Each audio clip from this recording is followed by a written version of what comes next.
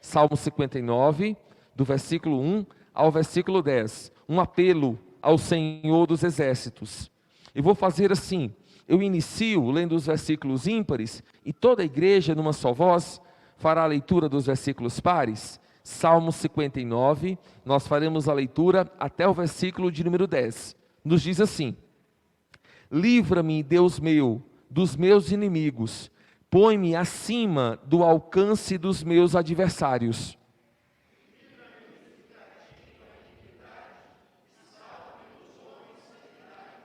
Pois que armam ciladas a minha alma, contra mim se reúnem os fortes, sem transgressão minha, ó Senhor, ou pecado meu.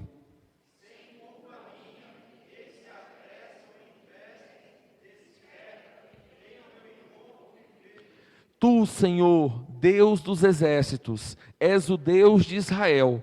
Desperta, pois, e vem de encontro a todas as nações.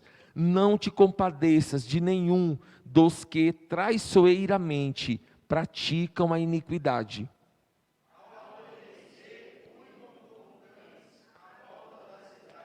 Alardeiam de boca, em seus lábios há espadas, pois dizem eles: quem há que nos escute?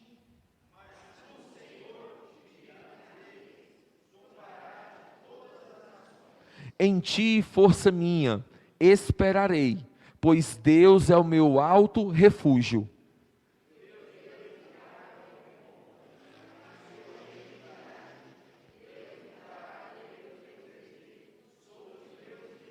Isso, irmãos, até o versículo 10, vamos clamar mais uma vez. Pai, ao abrir a Tua palavra, permita que tenhamos a compreensão correta, que ela seja plantada em boa terra, Senhor, a começar em nós, a começar naqueles que estão pelos canais da Tua casa, no nome que é sobre todo nome, no nome de Jesus, amém. Queridos, imagine a cena que o salmista está atravessando. Este salmo nasce num momento complicadíssimo da vida do Davi. E ele começa insistindo sobre a injustiça, sobre a malignidade, daquela cruel hostilidade que seus inimigos demonstravam para com ele e a qual ele nada fizera por merecer. A sua queixa é seguida por uma oração. Ele vai clamar a Deus por auxílio. E ele lembra a sua própria alma que a sua esperança e reside no Senhor, o Deus dos exércitos. É muito interessante isso. Pastor, onde é que aconteceu este incidente na história de Davi?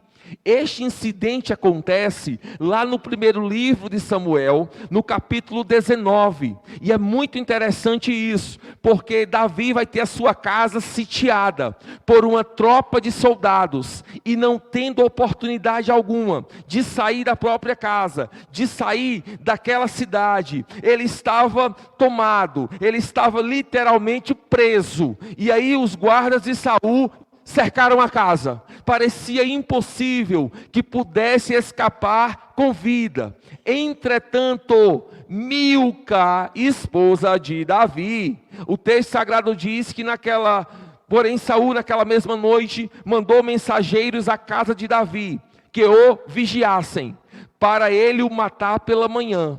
Disto soube Davi por Mical, sua mulher, que lhe disse: se não salvares a tua vida esta noite, amanhã serás morto. Então ela desceu Davi por uma janela, ele se foi, fugiu e escapou.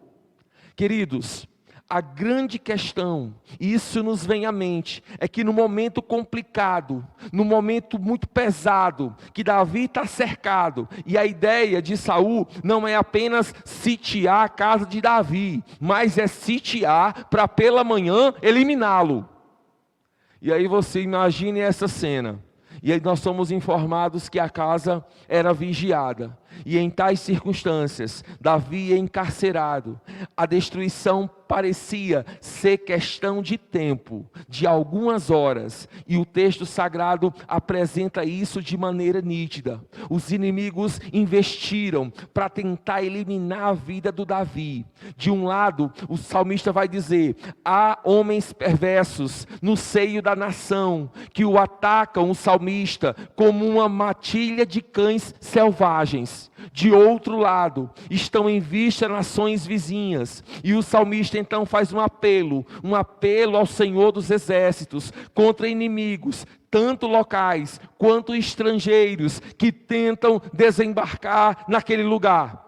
E quando você observa este salmo, o Salmo 59, nos chama muito a atenção, porque é uma série de lamentos que o salmista nos apresenta, e ele faz um apelo para que Deus o defenda diante de seus opressores, diante de uma situação tão complicada, diante de uma situação calamitosa. E agora, o que vai acontecer com ele? De que maneira será resolvida essa situação?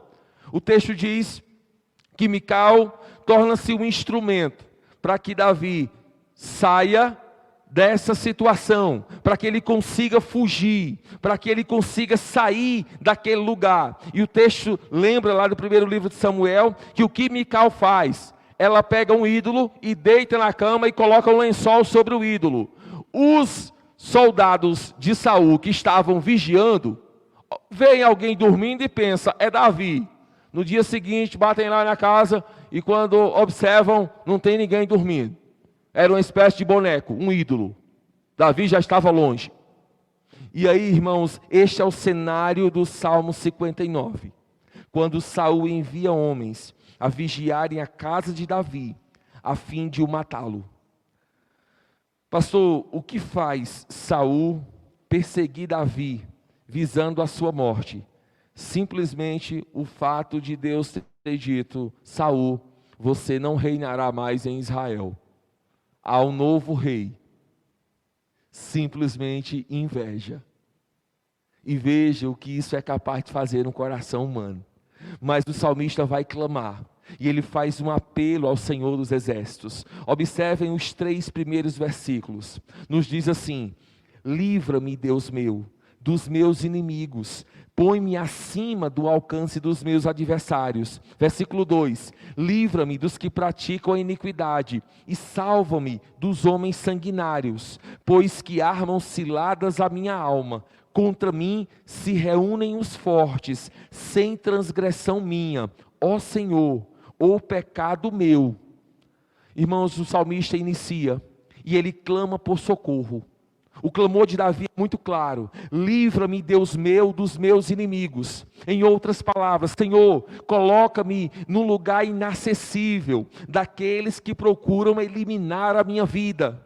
Do coração do salmista vem este clamor, que é um clamor no momento de profunda angústia, de profundo desespero. Ele deseja o livramento que só Deus pode conceder. E aí ele diz: livra-me, Deus meu, dos meus inimigos. Em outras palavras, Senhor, me defenda, Senhor, me proteja. Deus, o Senhor que toma os aflitos e os eleva. É assim que o salmista diz lá no Salmo 107. No Salmo 107, o salmista faz um lembrete a este respeito, e ele vai dizer assim: mas levanta da opressão o necessitado para um alto retiro, e lhe prospera famílias como rebanhos. É Deus que livra, é Deus que toma a causa dos aflitos, e é isto que Davi pede aqui, quando ele reconhece que há uma oposição feroz que tenta destruí-lo, custe o que custar.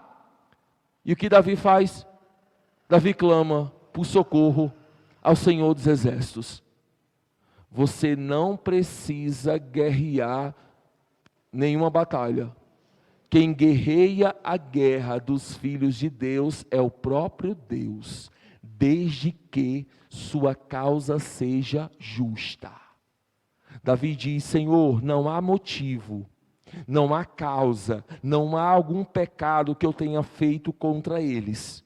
E aí, ele chega no versículo 2 e ele vai descrever quem são. Salva-me livra-me dos que praticam a iniquidade. Salva-me dos homens sanguinários. Ou seja, aquela ideia de assassinos, aquela ideia de pessoas que eliminam a vida na maior naturalidade, sem remorso, sem culpa. Em outras palavras, o grupo que Saul encaminhou para sitiar a casa do salmista e matá-lo é um grupo de sujeitos sanguinários, que estão acostumados a cometer delitos, que estão acostumados a cometer crimes. É esse o grupo.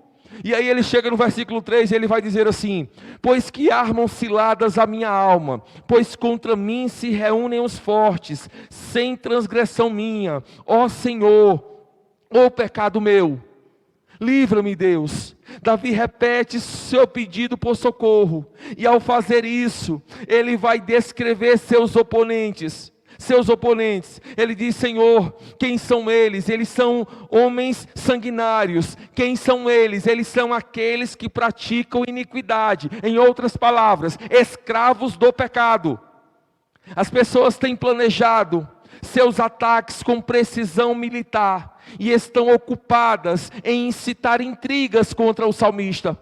E ele então protesta que ainda que ele não tenha feito mal nenhum, ainda assim seus inimigos agem de maneira perversa. E o que ele faz? Ele clama pelo socorro do Senhor dos exércitos. Qual que é o nosso problema na sociedade pós-moderna? O nosso problema é que muitas vezes você está guerreando guerras que Deus reprova. Segunda questão: você clama por causas injustas. Terceira questão: você quer batalhar a guerra e não depender do Salvador. Esse é o nosso problema. Essa é a nossa crise. Essa é a nossa angústia. Imagine você. Nós estamos falando de Davi, um sujeito que tinha grande habilidade em batalhas. Nós estamos falando de alguém que torna-se um dos maiores estadistas da história de Israel. Nós estamos falando de alguém que comandava grupos e grupos de soldados. Nós estamos falando de alguém que até no momento difícil, diz que um grupo selecionado o acompanha. Gente que ninguém suportava. E ele pega esse grupo e faz desse grupo um grupo campeão. Esse é Davi. E nós esperamos: Davi vai reagir. Davi vai sair daquela casa, e ele vai tentar lutar, e ele vai tentar guerrear. Não, Davi não faz isso. Ele tem consciência que a causa que ele atravessa é uma causa justa. Ele não fez nada contra os inimigos. Ele tem consciência que os inimigos têm um alvo: sitiar a sua casa e eliminá-lo. Não é apenas cercar a casa, é cercar a casa e ao amanhecer do dia eliminar a sua vida. Ainda assim, cercado por adversidades, Davi roga pelo socorro do Senhor dos exércitos. E aí, irmãos, ele chega nos versículos 4 e 5, e ele vai dizer assim: sem culpa minha, eles se apressam e investem. Desperta, vem ao meu encontro e vê. Tu, Senhor, Deus dos exércitos, és o Deus de Israel. Desperta, pois, e vem de encontro a todas as nações. Não te compadeças de nenhum dos que traiçoeiramente praticam a iniquidade. Davi nos ensina um segundo princípio. Agora, o salmista, perseguido por pessoas perversas, ele roga a intervenção do Senhor dos exércitos. Se anteriormente ele clamou por socorro, ele agora pede para que Deus intervenha, para que o Senhor dos exércitos estenda a sua mão na realidade que ele está atravessando. E aí, queridos, é tão forte o seu protesto de inocência, que ele diz assim: sem culpa minha, eu não tenho culpa. E quando ele fala da sua inocência, ele fala da maneira que ele tem tocado a vida, da maneira que ele tem tocado a jornada diária. Ele diz: Senhor, sem culpa minha, eles se apressam e investem. Desperta, vem ao meu encontro e vê. E aí ele chega no versículo 5, ele vai dizer assim: Tu, Senhor, Deus dos exércitos. E aqui é uma designação muito bonita, porque é uma referência àquele que é o comandante de toda a criação.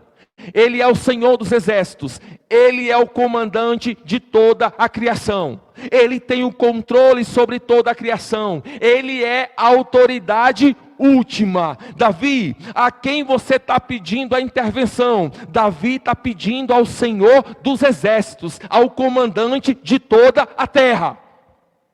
Ele não está pedindo a qualquer um. Ele não está pedindo a algum guru religioso, não. Ele está pedindo ao comandante de toda a terra. Ele diz: eu clamo ao Senhor dos exércitos, eu rogo ao Senhor dos exércitos. Deus, vem de encontro. Em outras palavras, Senhor, visita o teu povo, visita o teu filho, diante desse momento tão perturbador. Aí ele olha para as nações e ele vai dizer assim: não te compadeças de nenhum dos que traiçoeiramente praticam iniquidade. Davi diz: Senhor, não seja gracioso, não mostre favor para quem não apenas vivencia a malignidade, como semeia essa malignidade dia após dia. Queridos, para Davi, a sua situação difícil, ele chega num momento muito perturbador, porque é como se ele estivesse dizendo: Deus, desperta, Deus, acorda, Pai, o que está acontecendo? Mas Davi rapidamente cai em si, e ele lembra que o Senhor dos exércitos é o Deus Todo-Poderoso, que o Senhor dos exércitos é o Deus onipotente, cujo poder não tem limites. É o Deus de Israel, e ele diz: é o Deus da aliança. Ele apela a Deus, para que Deus trate as nações que cercam Israel, e também os de dentro da nação, que são infiéis com a aliança divina. E Davi diz: Senhor, eu peço que o Senhor não se compadeça deles. Ainda que Davi, no momento de angústia, entra nessa crise, Deus, desperta, vem. Mas é muito interessante que lá na frente, lá nos cânticos de romagem, nos salmos que eram cantados quando os peregrinos iam a Jerusalém, sobretudo nas 3 principais festas, o salmista vai dizer assim: eleva os olhos para os montes, de onde me virá o socorro? O meu socorro vem do Senhor, que fez o céu e a terra. Ele não dorme e não dormita aquele que te guarda. Que coisa linda, porque Davi agora traz à tona essa realidade. Ele diz: Tu, Senhor, Deus dos exércitos, és o Deus de Israel, o Senhor dos exércitos. E aí ele roga, ele clama, perseguido por pessoas perversas, ele roga a intervenção do Senhor dos exércitos. Mas há um terceiro princípio que ele nos ensina, irmãos, a partir do versículo 6. Davi diz: olha, apesar da intensa malignidade demonstrada contra a sua vida, ele descansa nas mãos do Deus onipotente. Observem, versículo 6. Ao anoitecer, uivam como cães à volta da cidade. Eles rosnam, estão rosnando, literalmente, como cães. E aqui eu preciso fazer uma explicação. Aqui não é o cachorrinho de estimação que nós costumeiramente conhecemos. Não é esse. Mas são cães selvagens. E observem que no versículo 14, nós não lemos hoje, mas no versículo 14 ele vai dizer assim: ao anoitecer, uivam como cães à volta da cidade. São cães selvagens que se alimentam necessariamente de carniça. E Davi vai dizer assim: eles uivam como cães. E aí eu preciso lembrar um segundo detalhe: os cães do mundo antigo eram normalmente carniceiros selvagens. E aqui a analogia, a comparação que Davi faz, que os mensageiros de Saul, que os capangas de Saul, que estavam do lado de fora da casa do salmista, armando para ele uma emboscada, Davi diz: Senhor, eles uivam como cães. Eles estão ali fora conversando, vendo a melhor maneira de eliminar a minha vida. E aí, queridos, Davi olha e ele faz essa comparação a cães selvagens, os quais geralmente saíam uma noite à caça de sua presa ao redor da cidade. Habitualmente buscavam meios de atacá-lo e sobretudo para destruir, porque essa era a ordem de Saul. Mas ele chega no versículo 7 e ele vai dizer assim: alardeiam de boca, em seus lábios há espadas, pois dizem eles, quem há que nos escute? Olha que cena terrível. Alardeiam de boca, um retrato do caráter rude dos subordinados de Saul. Em seus lábios a espada. A conversa entre eles girava em torno da morte de Davi. E diziam, quem há que nos escute? Uma ofensa, porque os subordinados de Saul a ideia deles é sugerir que Deus não existe, ou que não sabe do que acontece nos assuntos da humanidade. Por isso eles fazem uma espécie de ironia, e a ironia é muito clara, no versículo 7, quem há que nos escute? Quem há? Deixa eu te lembrar uma coisa.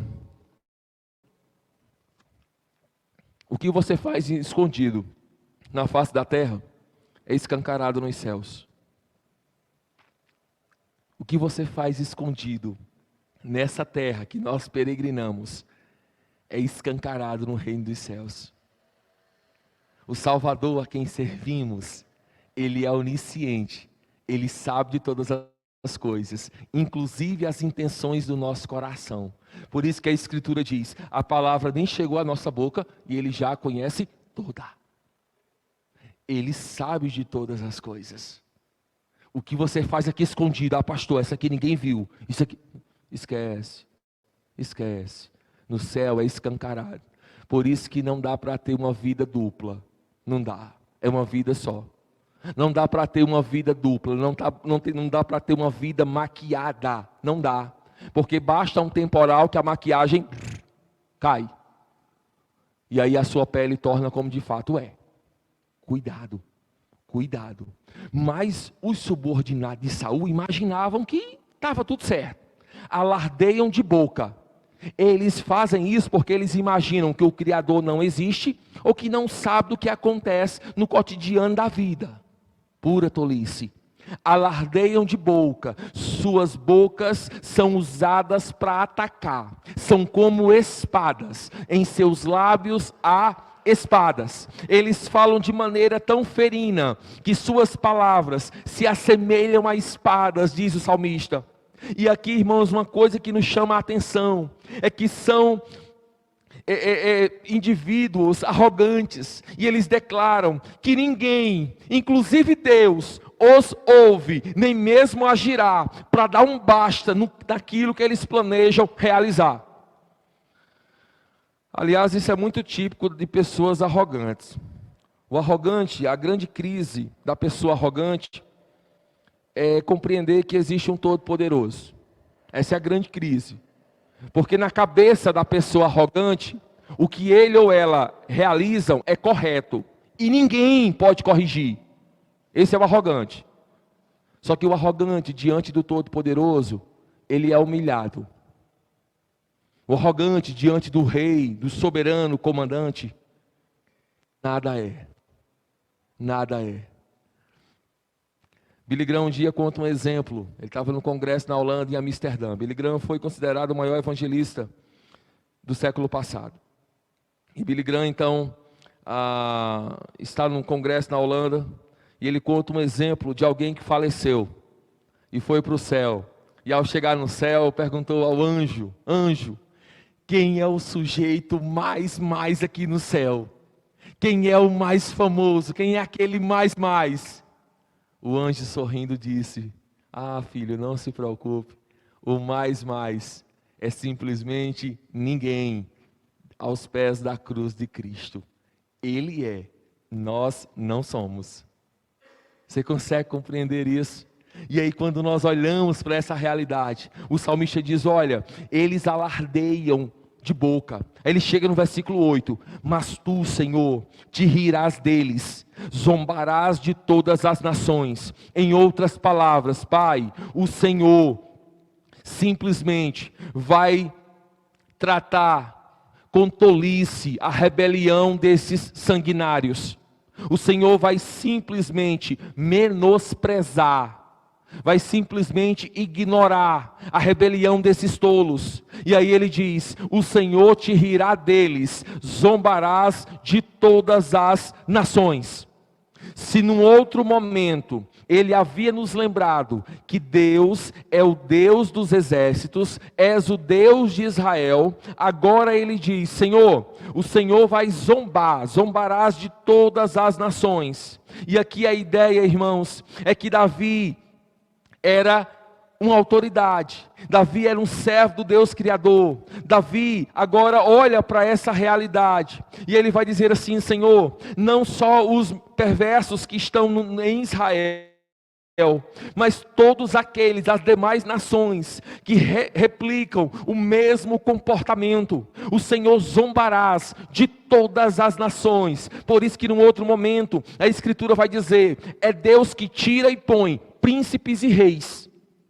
Por isso não perca seu sono, porque político X foi eleito e Y não. É Deus que tira, é Deus que põe. Ele é o comandante soberano.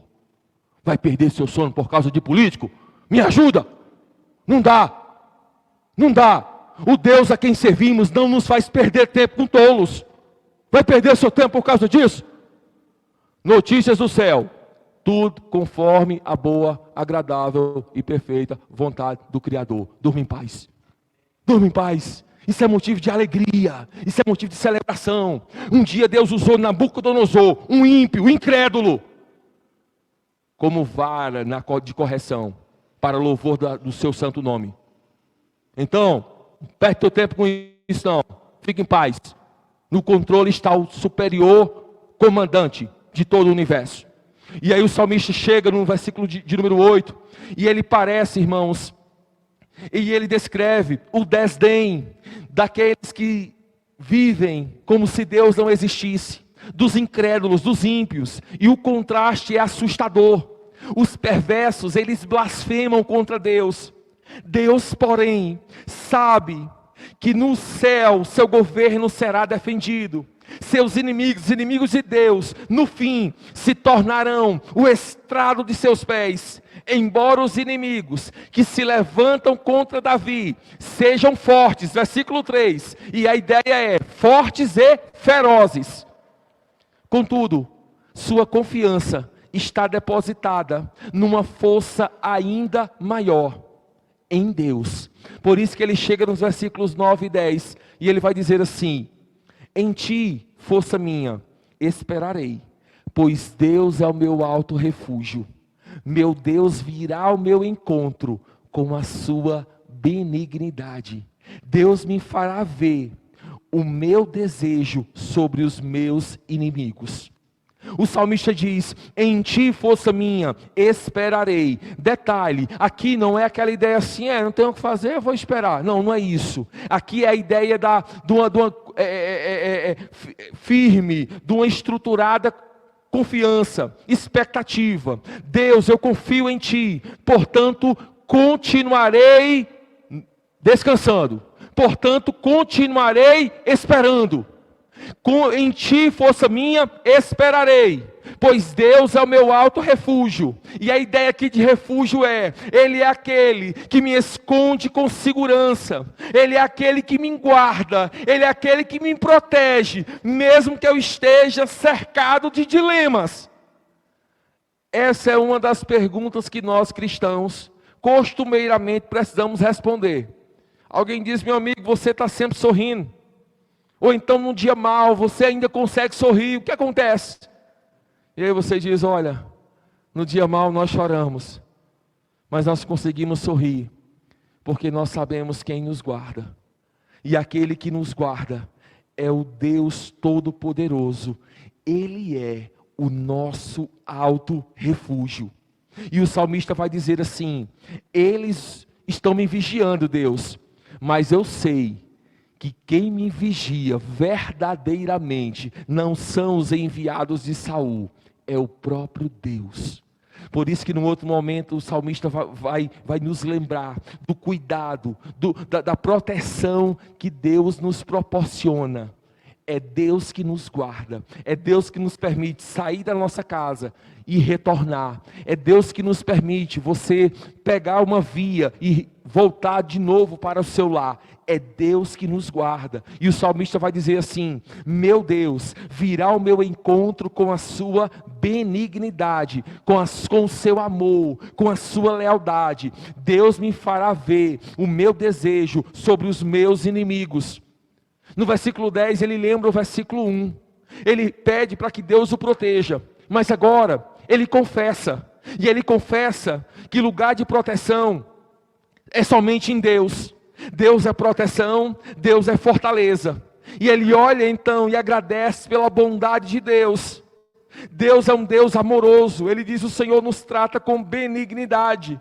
Deus nos trata com benignidade.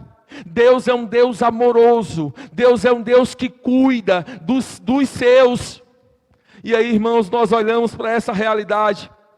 E o salmista nos ensina que apesar da intensa malignidade demonstrada contra a sua vida, ele descansa nas mãos do Deus Todo-Poderoso. Ele descansa em Deus. Pastor, como eu aplico isso à minha vida? Como eu aplico isso à minha caminhada?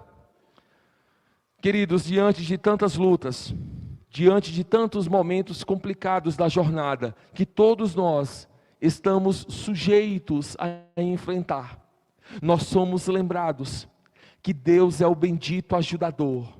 Nós somos lembrados que Ele é o bendito defensor.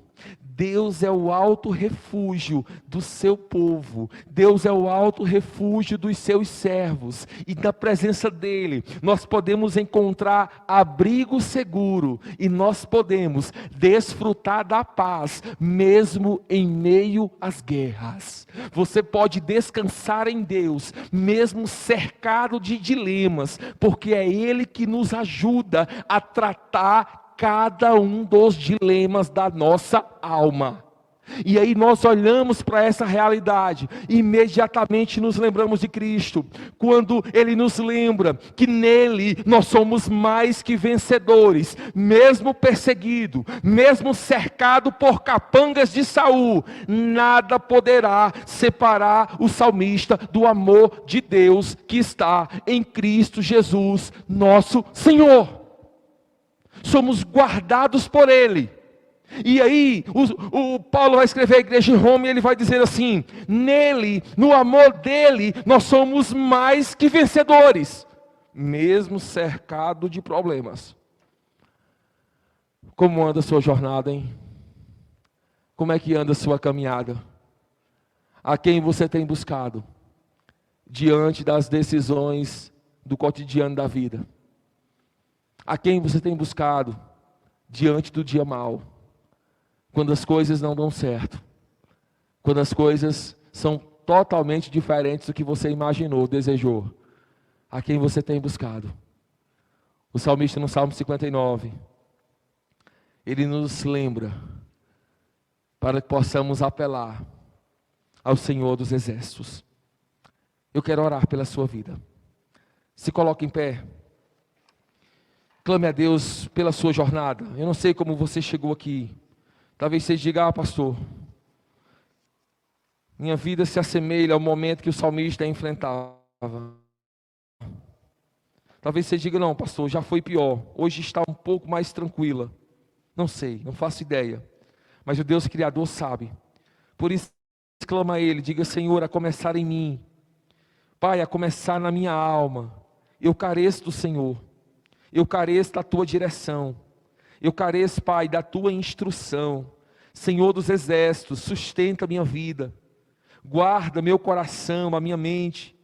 Pai, dê direção aos meus pés, para que possamos glorificar o teu nome em todo o tempo. Eu vou pedir para essa oração ao nosso irmão presbítero Paulo. Oremos, irmãos.